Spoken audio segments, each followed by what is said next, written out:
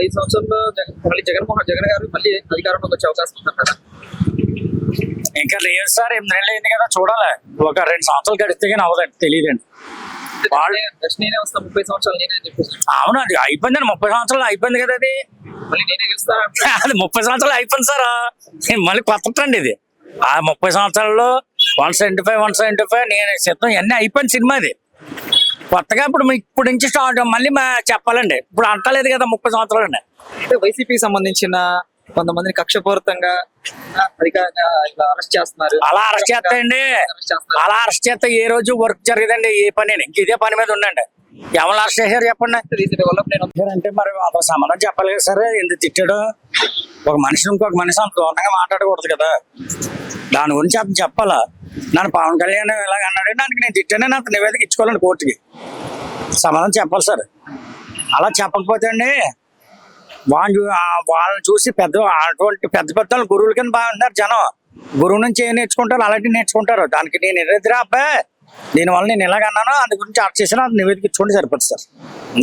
ఇక్కడ మీకు సభ జరగబోతుంది మార్చి 14 పవన్ కళ్యాణ్ గారు గెలిచిన తర్వాత మొదటిసారి సభ జరగబోతుంది. ఎలా ఉండబోతుందంటారు సార్? పవన్ కళ్యాణ్ గారు ఏం మాట్లాడబోతున్నారు, ఎలా ఉండబోతుంది?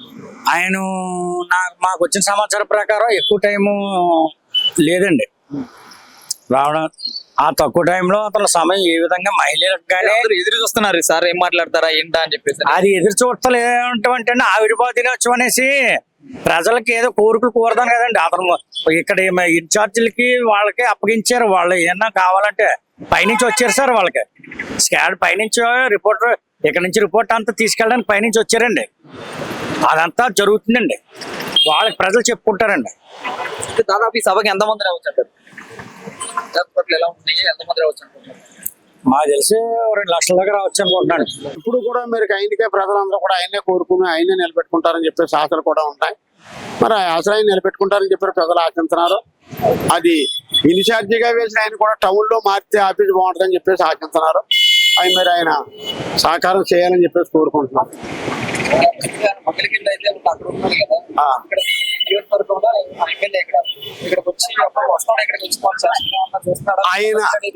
ఆయన ఇప్పటికి 9 నెలల పాలనలో ఇదే మొదటిసారి మీటింగు. అలాగే ఒక్కసారి 6 నెలలకు ఒకసారి మీటింగ్ పెడితే ప్రజలు ఎంతో ఉత్సాహంగా ఆనందంగా కూడా ఉంటారు. ఆవిర్భావ సభ 12వ ఆవిర్భావ సభ పార్టీ గెలిచిన తర్వాత చేసుకుంటున్నారు. మరి ఇలాంటి సభలో అప్పుడప్పుడు కూడా ప్రజలకు అందించే చాలా ఉత్సాహంగా ఉంటారని చెప్పేసి కోరుకుంటున్నాం. మరి ఆయన మరి కొంచెం పెద్ద అయిన వల్ల ఎన్నో పనులు ఉంటాయి. అయితే ప్రజలకి ఆయన సంబరం ఇవ్వటాలే తప్ప వేరే పనుల మీద ఉంటాం కాదు. ఆయన 6 నెలలకి 8 నెలలకి ఒక్కోసారి వచ్చి ఇక్కడ నియోజకవర్గంలో మీటింగులు పెట్టి ప్రజలను సంతోషపరచాలని చెప్పేసి కోరుకుంటున్నాం. ఒక మాటలో చెప్పండి, మీ పవన్ కళ్యాణ్ గారు ఇప్పుడు చేసిన పరిపాలన అంతా కూడా చాలా బాగుంటుంది. థ్యాంక్స్ బాబా.